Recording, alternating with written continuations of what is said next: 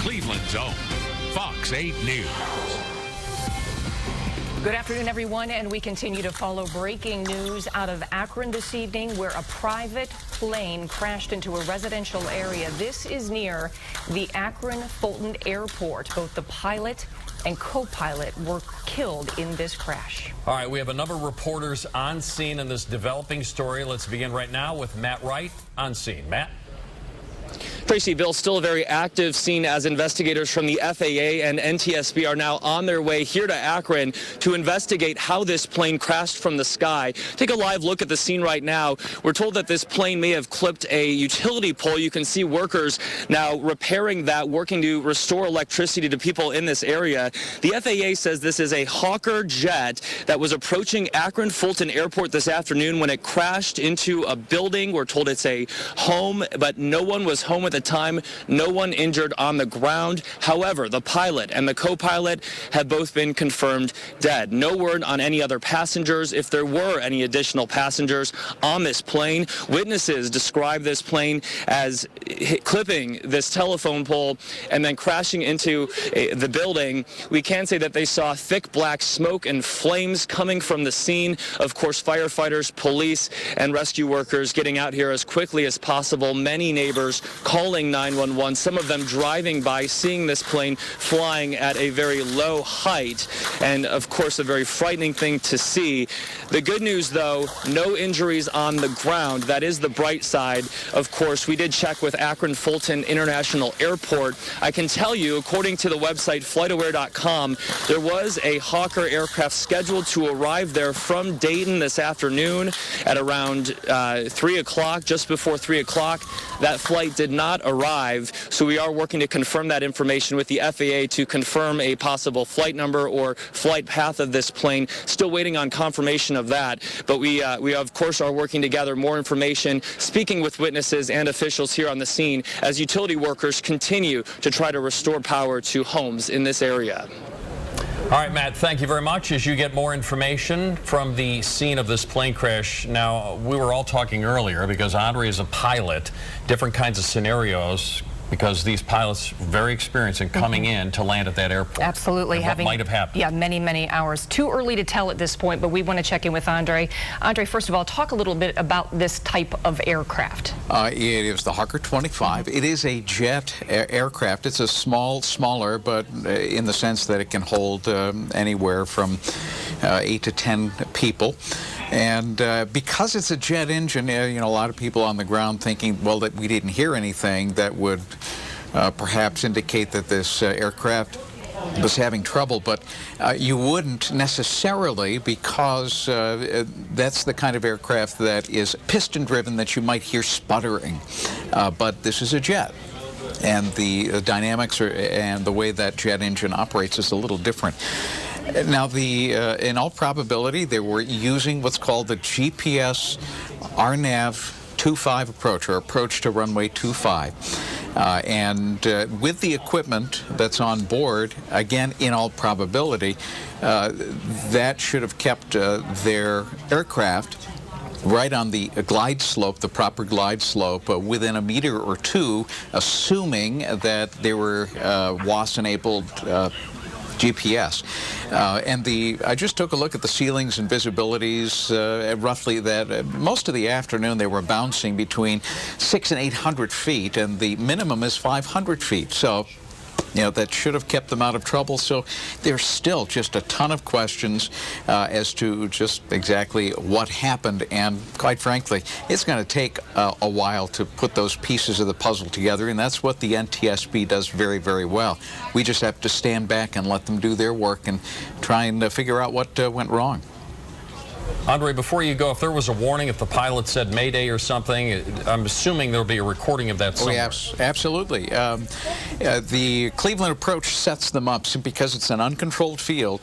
Cleveland approach puts them on a path and gets them on the proper electronic guidance to that particular runway. And then, quite frequently, they'll go to the local frequency. In this case, it would have been the old tower frequency. It was something called CTAF, but it's a general general communications frequency that lets the folks know at Akron Fulton that they are on approach and that they're coming in for a landing. So I'm sure that there are going to be reviews of all of the communications that went on between that aircraft and all of the people that were in contact with them. All right, great insight there, Andre. We really appreciate it. And we have team coverage of this developing story for the very latest. Let's check back in with Dave Nethers. Dave? Right, so, putting this all together from the very beginning, we have talked with some neighbors in this area who described this. So they heard a very, very large boom. Something that, because there were some railroad lines here, they initially thought was maybe a train having left the tracks. Then they heard this loud crackling. They describe it as ammunition, sounding like ammunition. The Highway Patrol has told us that this Hawker, this plane, came in, may have clipped some power lines before it went into a home. They've described it as a home. They said that the people who lived there were not home at the time. They have talked with the homeowner, and nobody was home at the time, so nobody on the ground was injured. But debris from that plane actually went off to another property behind it, the plane crashing into an embankment, and we've seen some pictures. This gentleman, in fact, has been kind enough to share some of those photos with us from up close to the scene. And your name again is? Jesse Moon. Hi, Jesse. Jesse, we've seen those pictures, and they are breathtaking. They are astonishing. Can you tell us, describe to us what you see when you get up close there? Just like a bomb went off, like there's a little dollhouse almost, and somebody cut it in half, but it's somebody's house. It's like really sad to know like that's where they live. There's nothing there. It's just gone. Cars are gone. It was only me and a couple firefighters back there when I hopped some fences, and you could see some fire. A couple cars were just gone. There was a water spout shooting straight up, like maybe someone's bathroom. I just don't know how else to explain it. Like a tornado came through, but it was a plane. And I live 6 blocks away. To think like that could have been my house. Jesse, when you see that scene, how amazed are you that people on the ground were not hurt? I don't know how they weren't, or anybody, I can't believe that other building's even standing from the pictures that I showed you. I'm surprised that it didn't fall down too. Like, it was a pretty big plane to hit that. It was pretty loud. Right. Thank you, Jesse. I appreciate it. Jesse is among the many people who have been sharing pictures with us today here at Fox 8. Jesse just having an opportunity, as he said, to sneak up close to that perimeter and fire off a couple shots of the actual building itself. But they are keeping everybody naturally at a good distance here. You may have heard Police Chief James Nice in the last hour tell us that this area is going to be closed off perhaps for days. Investigators with the FAA, with the NTSB, on their way to this area to conduct an investigation and hopefully eventually determine at least a best guess as to why this plane might have gone down here. A plane on its way from Dayton for Wright-Patterson Air Force Base, just a short distance and right in line with one of these airstrips at the Akron Fulton Airport, not far away from us. We just heard a plane, in fact, on that same path just fly over us here on its way to that airport, and just a tragic crash here on Mogador Road in Akron. All righty, great work. Thank you, David, very much. As we talk to people who witnessed this, we spoke to Kyle Otto, who works just down the street. He ran down to the scene to help. Thought we heard it fly over us. We thought, wow, that sounded pretty low.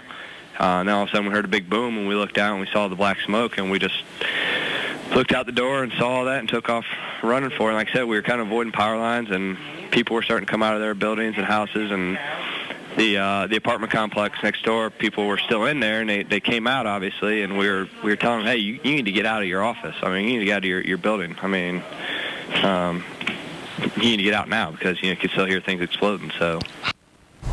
Many people describing that scene as very chaotic. We also talked to Harry Hunter, who works near the airport, and he actually witnessed the crash. Take a listen. I was out in the parking lot, and the plane was so low, it was just so loud. you know, and I looked up there. It was so fast, I seen the tail of the plane and then go down into a house. And just, you know, nose dived into a house. And just exploded, ball of fire. You heard Mr. Hunter describing the scene there. Now we have viewer video as well from Twitter tonight. A woman here taping herself when the crash took place.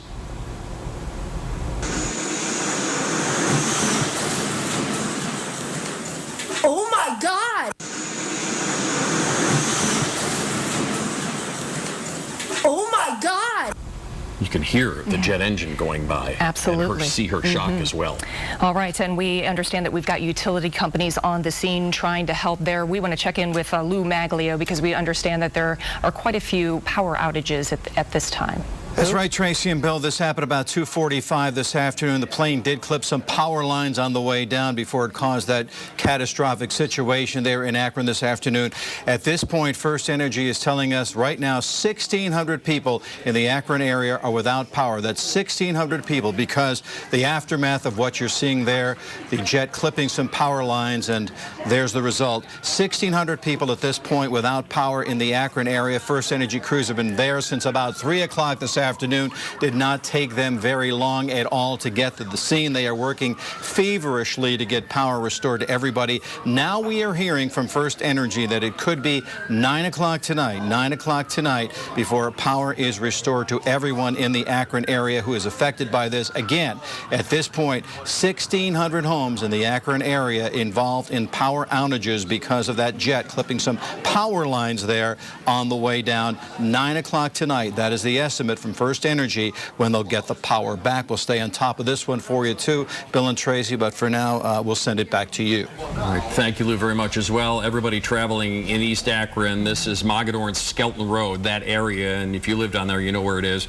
You're not going to be able to move around, obviously, because of what's going on there and trying to get the fire out and people safe and accounted Definitely for. want to avoid that area and give crews the space that they need to get the job done. All right, we want to check back in with Matt Wright, who is live at the scene for us tonight. Matt? And Tracy and Bill, we can tell you traffic in this area is kind of congested, especially as you approach Mogadore. But right now, crews are trying to reopen nearby roadways. They've just moved the crime tape back a little bit further where they're keeping the road closed. We're at the corner of Stall and Mogadore so that neighbors can get access to their homes. In the meantime, you can take a live look at utility crews working to make repairs to that pole that may have been clipped by this plane as it crashed. These crews have been working feverishly to try to restore power to people in this area who have been affected. Many neighbors heard this plane crash. They saw the smoke, thick smoke, and they described a very fiery scene. Fire officials arriving and trying to put that out as quickly as possible here. We do know that no one was inside that home, so fortunately at this time no one was inside, empty, but the captain, the pilot, and the co-pilot of this plane were killed. No word on any other injuries or any other passengers on board the jet. We do know the NTSB, the FAA are both headed here to the scene to investigate how this happened, and many neighbors right now describe a very surprising scene. You know, we have seen planes on their approach to Akron Fulton from this area, flying over this area since we've been here. Of course, this jet that crashed much lower and alarmingly lower than what you would usually see here. All right, Matt, thank you very much. And who owned the plane as well? That's something else we're going to have to look at as we get more information about exactly what happened. Certainly, and you know, you think about the timing of the crash too. Could have very well saved other lives. If it had happened 45 minutes later, you got a lot of kids coming home from school, buses, people coming home from work. Yeah, indeed. So still, so many questions at this point. We're going to take a quick break, and we are going to have much more on the plane crash in Akron that sadly has claimed 2 lives. We'll be right back. Welcome back, everybody. Following breaking news here and getting you caught up if you're just joining us, a Hawker H-25, which is basically a smaller jet, crashed into an apartment building This is in East Akron, Mogador and Skelton Roads.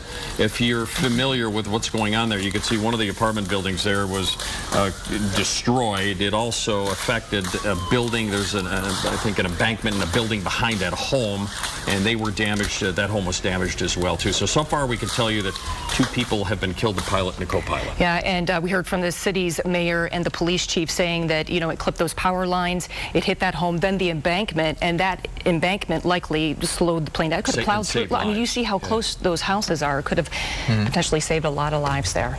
All right, we have some more information from you. And Andre, people don't know you're a pilot and trained and are familiar with this aircraft and going into that airport as well. And in an instrument approach, too, because you have to rely on all kinds of instruments to safely guide you before you break out of the clouds.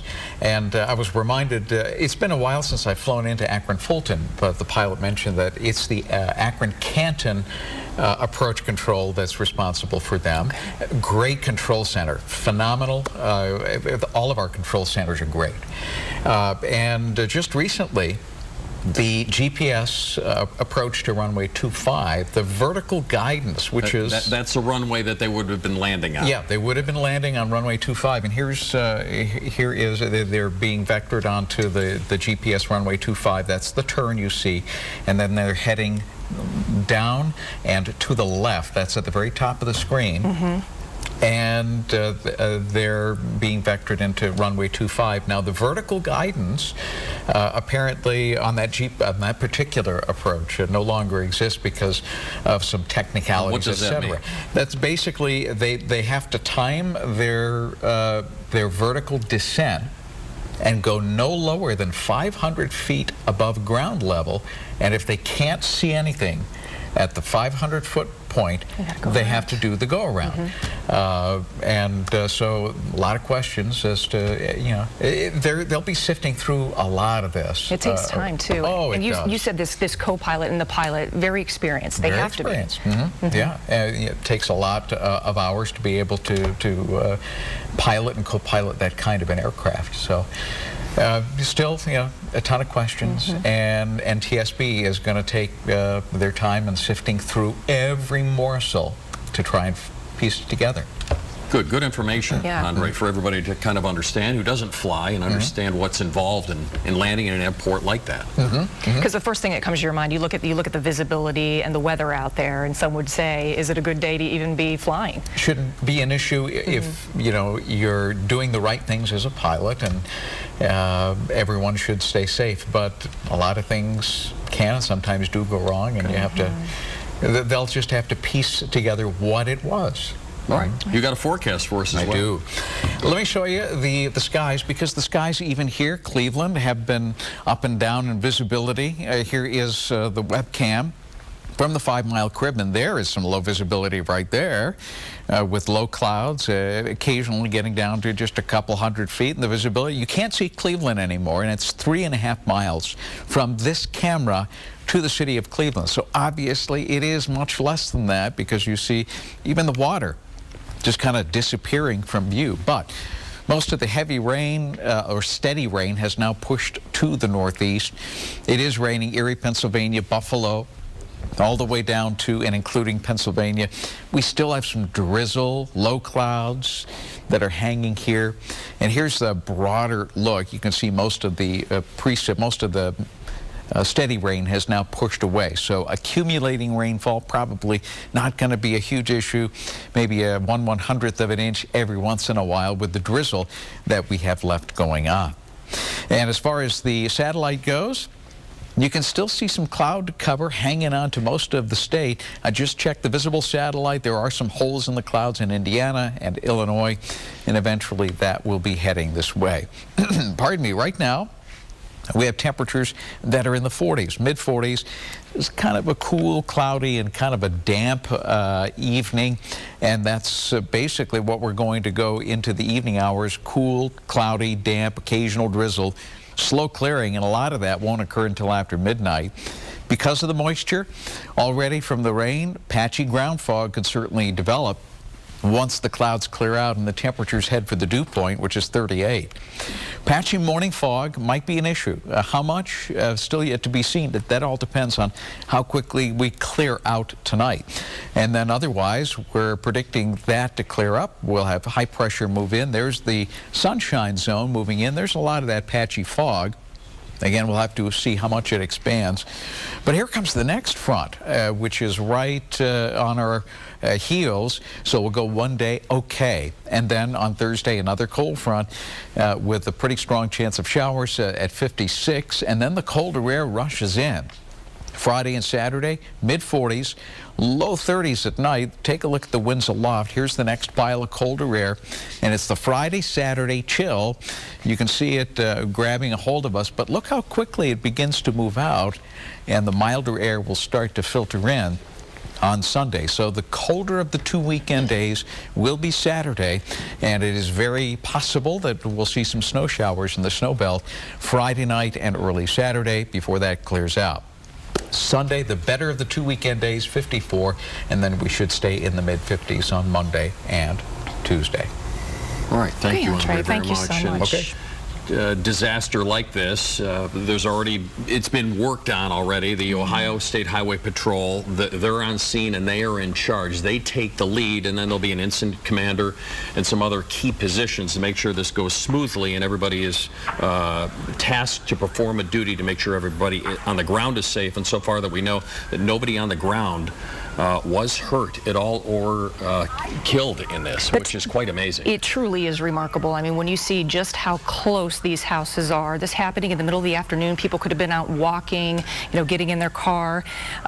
We understand the medical examiner is on the scene as well. We have confirmed at this point 2 fatalities, which is believed to be the pilot and the co-pilot, and they're still trying to figure out at this point if more people were on board that private jet. It is a Hawker 25. It seats up to 10 people. So still a lot of questions at this point in time. If there was a manifest as well when they're doing the flight plan, that's kind of interesting. All right, Matt Wright has been on scene, joining us now with the latest from East Akron. Matt? Hey guys, sorry about that. We're obviously working the investigation, trying to get any new details we can hear from the Highway Patrol. Let me give you a live look at the road right now. We're looking up Mogadore, where utility crews continue to try to repair and restore power here, where a utility line may have been clipped by this plane as it crashed. Some neighbors here we've seen trying to get to their apartments that are a bit closer to the scene, but within the investigative area that remains closed off. They have begun to try to open some roadways around here, but still this Mogadore area is closed. Avoid that if you can, if at all possible. As I said, we are waiting on the Ohio State Highway Patrol, which is releasing information, leading the investigation at this point, on any sort of update on whether there may have been any other people on board this jet. We do know that the pilot and the co-pilot were both killed, but fortunately no one was injured on the ground, no one inside their home that was hit. We're told by the city of Akron that this is actually an apartment and that nearby buildings were also affected here. There was obviously a very large fire, a lot of smoke in this area. Witnesses describing seeing this plane just 50 feet off the ground and then crashing into this apartment. A very scary scene for people driving along usually busy Mogadore here in Akron. That's the very latest right now. Of course, crews working to restore power, which has affected some customers in this area, and the NTSB and the FAA investigators on their way here to Akron to take over this investigation.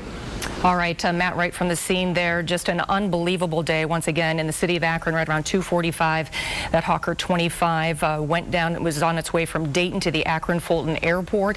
As we've heard from investigators, it clipped some wires and hit a house and then an embankment. You brought up a good point, too. An hour either way, and this could have been far worse. And had the plane as well not hit the embankment, that could have caused more serious injury and death out at the scene as well. Yeah, and I mean, so many other things could have happened, but it appears that the timing likely saved a lot of people. So. All right, we've mentioned this before. In case you're joining us, NTSB will be on scene.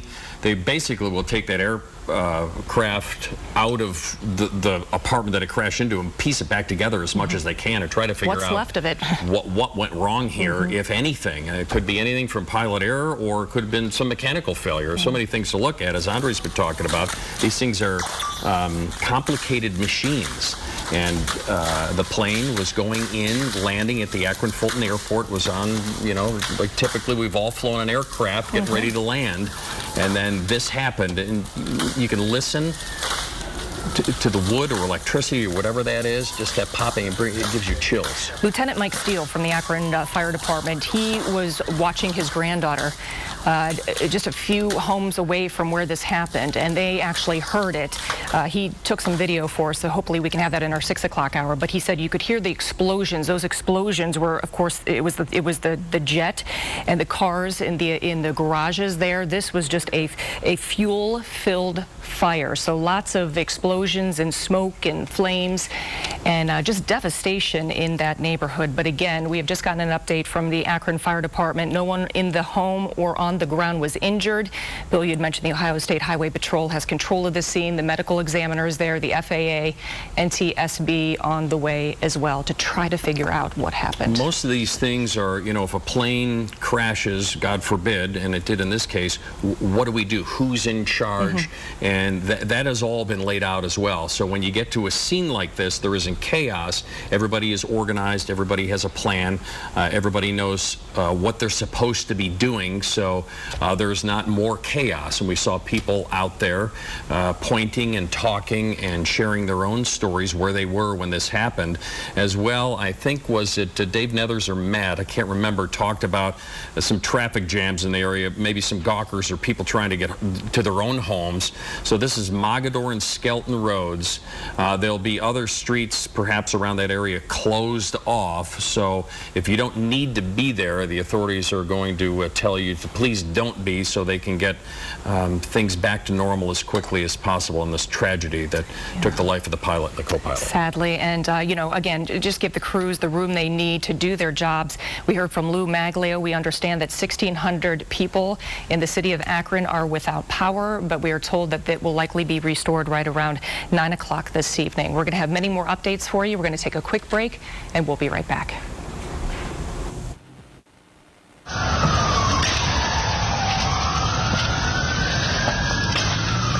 Welcome back, everyone. Continuing to follow a developing story out of Akron. 2 people are dead after a small jet crashed into a home in the city of Akron. This video just coming into the newsroom. This is from Lieutenant Mike Steele with the Akron Fire Department. He was babysitting his granddaughter about 2 blocks away when that crash happened. Heard the explosions.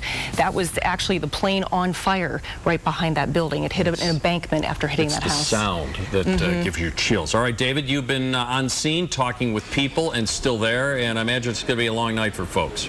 I know. Well, a long night, probably several days. Very disrupted here on Akron's southeast side. We're on Mogadore Road again. We're at the scene just maybe a block or so from where that plane crashed into this building described as an apartment, but the Highway Patrol calling it a home. Night has fallen. It is dark, but you can still see that the spotlights are out, that utility crews are at the scene there trying to restore power. We already told you that hundreds of people in Akron, because of this crash, may not have power tonight. That plane clipping a power line, perhaps a power pole, on its way down before it smashed into this house, and then an embankment just obliterating that house and the home behind it. We are awaiting the Highway Patrol trying to get an update and confirmation. As we've been telling you all along for the past couple of hours, we do have confirmation of at least 2 deaths aboard that plane. No deaths and no injuries apparently from anybody on the ground. Nobody was at home in the building that was badly damaged by this plane. But we do know that this aircraft is described as a 10-passenger aircraft. I'm told that it has a capacity of about 13. It is possible that there were other people, though we have no confirmation of that, on board that aircraft at the time. We are awaiting that information as we speak. But again, we do know 2 people were dead. This scene, again, is directly in line with one of the landing strips at Akron Fulton Airport, which is in a direct path. Just probably only a mile or so to our south and west. This plane headed into that airport when it came down, when it crashed into this neighborhood. And we still, again, do not know who exactly was on board or what their intentions were here in the Akron area. We're waiting to see if we could speak here real quick with one of the witnesses, but I do not see her at the moment. Witnesses described this plane coming down a huge fireball, a loud crash. Some of them thought that this may have been a train from nearby train tracks that left the tracks. And then you heard and we've seen on some of the home video, we've heard this this popping noise described as like ammunition from the fireball. And here is one of the individuals who actually saw this firsthand. And your name is? Roberta Porter. Roberta, I know you've spoken with us before, and but what a day, what a scene here. Roberta, you were driving at the time, is that right? Yeah, I was just coming down the road, and the plane just came out of nowhere. It was like about 50 feet in front of my car and just like did a nosedive over into the duplexes. It was immediately engulfed in flames. Wires were snapping.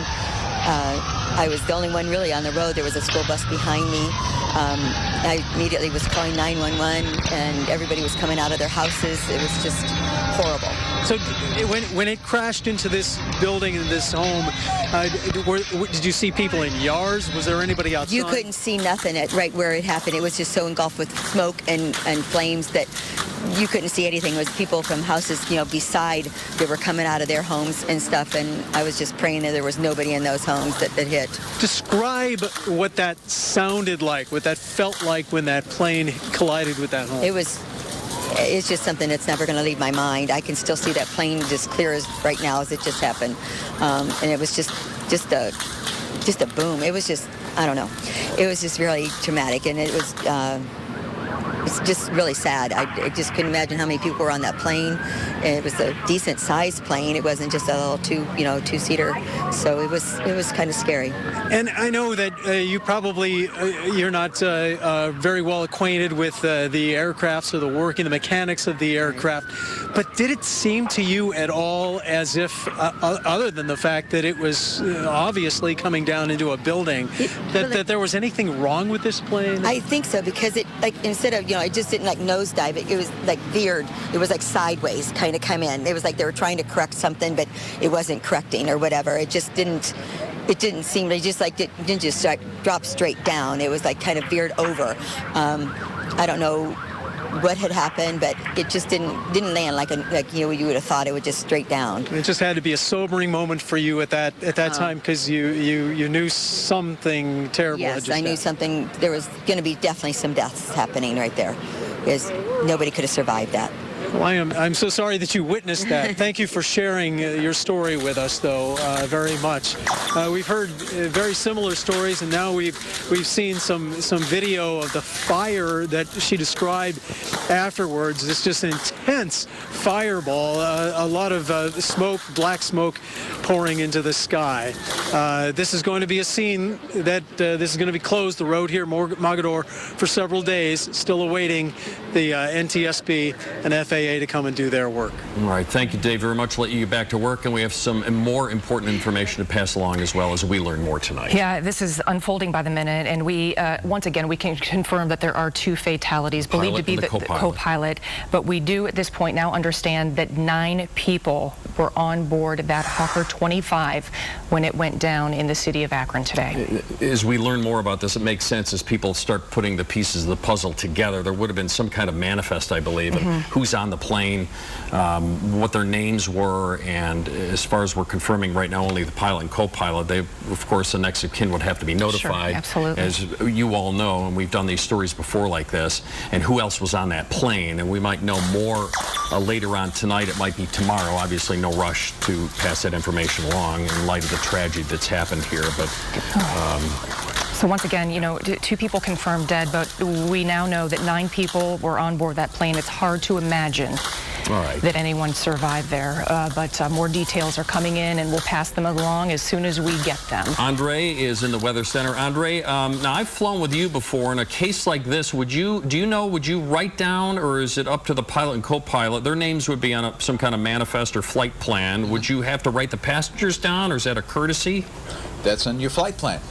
You file your IFR flight plan. You also file, there's a certain line that dictates or tells anybody, yes, I'm on the wired mic, so grab this one just so you can hear me a little better on this one. But yes, there is a line on a flight plan that essentially indicates how many souls are on board. So the FAA certainly has that information, at least what was declared.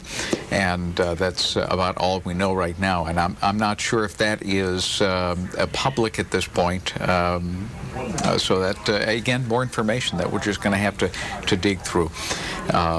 All right, let's dig in some weather, because it certainly was the kind of drab day that was difficult to navigate if you were a VFR pilot. In fact, if you're a VFR pilot, you weren't in the air. Only IFR pilots were navigating this, instrument rated, in other words. And you can see why, because the rain that has departed the area, and there's still some leftover drizzle showing up on Doppler weather radar. It's just that kind of day. Low ceilings, visibilities occasionally lowering to under a mile in places. Most of the surface visibilities, though, were between 1 and 1.5 miles. But the ceiling, in other words, the distance you have to travel from standing on the ground before you hit the first layer of clouds as you're going up, that was only about 400, 500, 600 feet in many, many cases today. Here's a really good webcam. This is down in the Akron-Canton area, closer to Green, right along the intersection of Stark and Summit County, and you'll see the rain 3 hours ago, and then some improvement. But watch what happens. We get some more low clouds and some drizzle that are drifting in.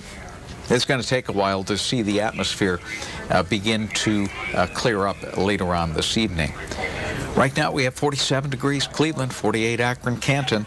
The mildest temperature, if you want to call it that, is 50 degrees in Youngstown. A 53 does show up in Erie, and that is the normal high temperature for today's date, November the 10th. In fact, let's look at it. Normal high is 54, 53 was the high, certainly close enough. 46 and 39, so the temperatures in the overnight period a little milder, as is frequently the case during a rainy or cloudy night. And so with that being said, you can see the little cool pouch here. Better days ahead. Slow clearing, patchy ground fog after midnight tonight, 38. Dependent on how much fog develops during the morning hours tomorrow. We'll see sunny and pleasant weather return, 57. But look to the west. You see another system coming out of the Rockies with some rain by tomorrow for much of Missouri and Illinois. That is going to be arriving, and a quick check of your 8-day will indicate that. You can see that right there with the rain showers on Thursday. Friday, Saturday, much colder, 40s, and it looks like some snow showers in the snow belt Friday night and early Saturday. Sunday, at this point, the better of the 2 weekend days with near normal temperatures and a bit more in the way of sunshine. And that's my update for now. And thank you for the information as well, Andre, who is a pilot. Yeah, speaking of information, we want to update you again. 2 people have been confirmed dead in that plane that went down in Akron right around 2:45 this afternoon. The latest information that we're gathering is that 9 people were on board that jet. It's not known if 9 includes the pilot and the co-pilot. So certainly we have much more on this developing story to come. We're going to take a quick break and we'll be right back. All right, welcome back, everybody. If you're just joining us again, a Hawker H-25, which is basically a small jet, crashed into an apartment building. This is at the corner of Mogadore and Skelton Roads in Akron. There were 9 people on board the aircraft.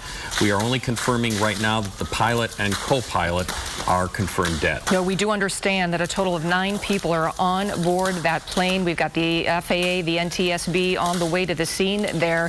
That Hawker 25 went down right around 2:45 this afternoon in this city of Akron here. We have live team coverage for you tonight, and we want to check back in with Matt Wright, who is still live on the scene tonight. Matt.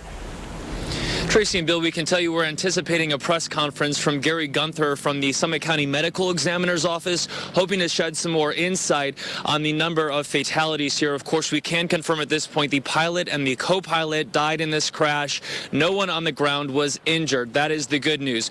Neighbors have gathered near the scene, many people still out of their apartments here. No one home at the time of this crash inside the one building that was hit, but we're told there were intense flames and smoke in the area.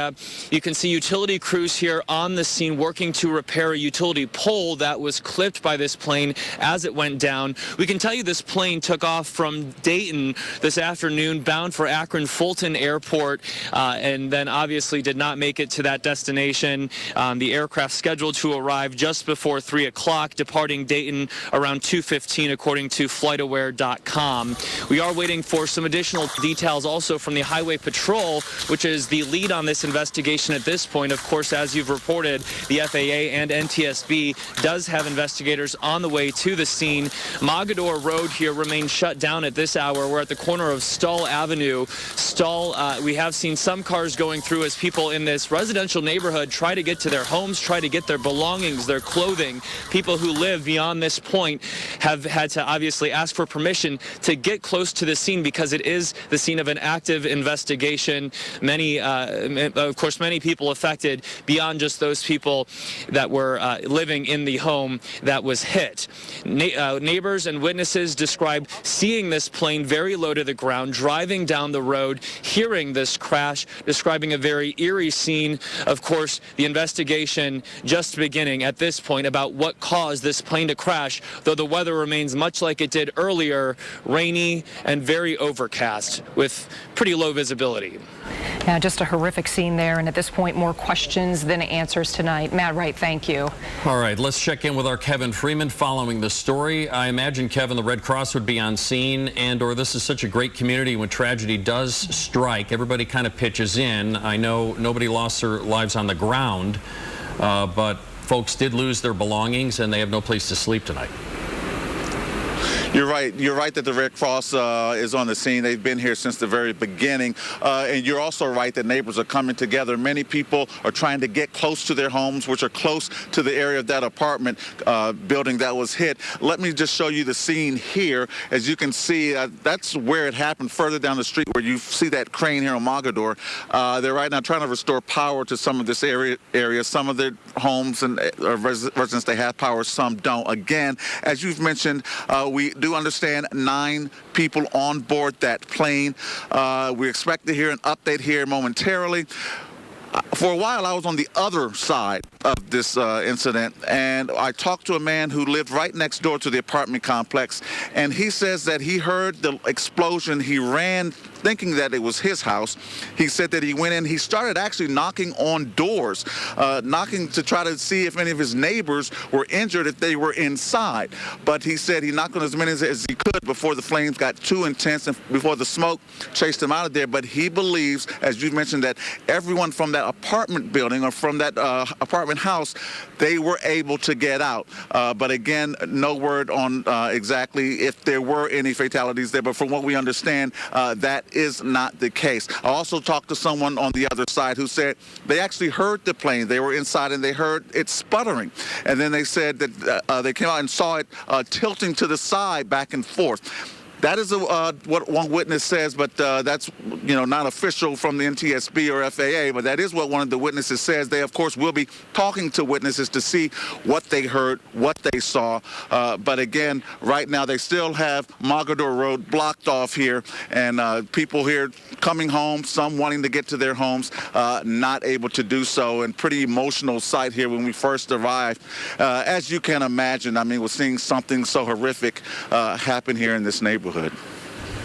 All right, Kevin, thank you very much. Okay, we want to give you an idea of what this aircraft looks like. We have a picture. This is not the exact aircraft. It's a Hawker 25. It's similar to this, is what you are seeing here. A Hawker 25. It left the Dayton area right around 2:45 this afternoon. This is a private jet. It seats 8 to 10 people, and it is powered by jet engines. We talked with witnesses, and they said, we didn't hear any sputtering. Well, that's why, because it's powered by these jets. It's basically, if people at home know, it's a business jet. It's a mid-sized business jet, and it may or may not have been outfitted like this on the inside. There may have been more seats. I don't think that would seat 10 right there, but it depends the configuration for a private business and who was on it. We don't know who owns it yet.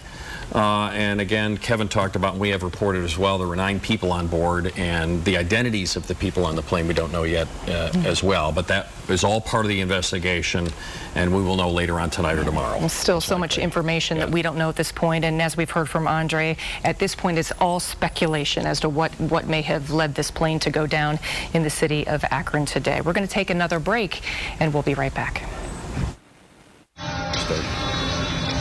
Welcome back, everyone. Just a tragic day in the city of Akron. 2 people are dead after a private jet slammed into the home. No one was hurt on the ground, but 9 people were on board that aircraft. We still don't know who owned that private jet or the names of the other people who were on board. Highway Patrol's there. The Red Cross is there as well, helping the people who lost everything in the fire and explosion. We know there were 9 people on board. In fact, Highway Patrol takes the lead in a case like this. The NTSB would be the lead investigative agency. They're on scene, and we'll start trying to put the pieces together to figure out exactly what happened here in this tragedy. This is brand new video coming in to the station as well right now. Yeah, this is the plane actually exploding right behind that home and the embankment that it hit. You can hear those explosions. I mean, that's the plane, and that's probably the fuel from the cars that were just reduced to rubble. And we've heard from witnesses on the scene. I mean, the house that it hit, you can't even tell it's a house. No, and still shaken up as well. All right, Andre Bernier has been a great help for us today. Andre is a pilot and has flown into Akron Fulton Airport before and is trained to fly in poor visibility as well. And Andre, your insight's been great as well. We appreciate that tonight, to have your expertise and kind of letting everybody know who doesn't fly how complicated it really is. It is complicated, but those pilots, all instrument-rated pilots are required by FAA rules and regulations to fly approaches continuously every month, so that you're never out of practice. And so that's one of the phenomenal rules. FAA have all of the rules are great rules, but that's one of the great rules for instrument pilots, so that you never lose your edge in what we call shooting approaches or flying approaches in bad weather. Well, we did have our fair share of low visibilities today. Let's check it out. This is from the 5 Mile Crib, and let's go to Weather 7. Here we go, and we can see that from time to time visibility is really reduced to it looks like under a mile in places. We still have low clouds. There's sunset. You can see we're starting to lose the daylight at the camera. The camera's about to go into night mode there. And so the city's just barely visible way off in the distance, and that's 3.5 miles as the crow flies. Here's a look at the radar. This is NexRad, National Weather Service local site. And you can see that the moderate and widespread rain has now pushed to the northeast. What's left now is some very light drizzle, but a lot of moisture in the atmosphere, a lot of low-level moisture, low clouds, low ceilings, and occasionally some low visibilities as well. Along with that, temperatures are in the 40s right now. The warm spot anywhere is 53, and that's both at Fort Wayne, where skies right now are partly cloudy, and 53 at Erie, Pennsylvania. Well, here is the big picture. We have low pressure pulling away. Notice that we have a pretty strong high pressure system, which is going to take its place. It ridges north-south, and notice how it clears us out during the morning hours tomorrow. So most of the day is going to be great, but here comes another cold front. This cold front will actually have a marked temperature decline going into Friday and Saturday. Friday and Saturday. So Friday and Saturday quite brisk enough for perhaps even some snow showers here and there. So in detail for tonight, slow clearing, 38 degrees and 57 tomorrow with patchy morning fog. Most of the day tomorrow should be just fine before another round of showers moves in on Thursday. That's all we have for you right now. Much more as it comes in. Fox 8 News at 6 begins right now.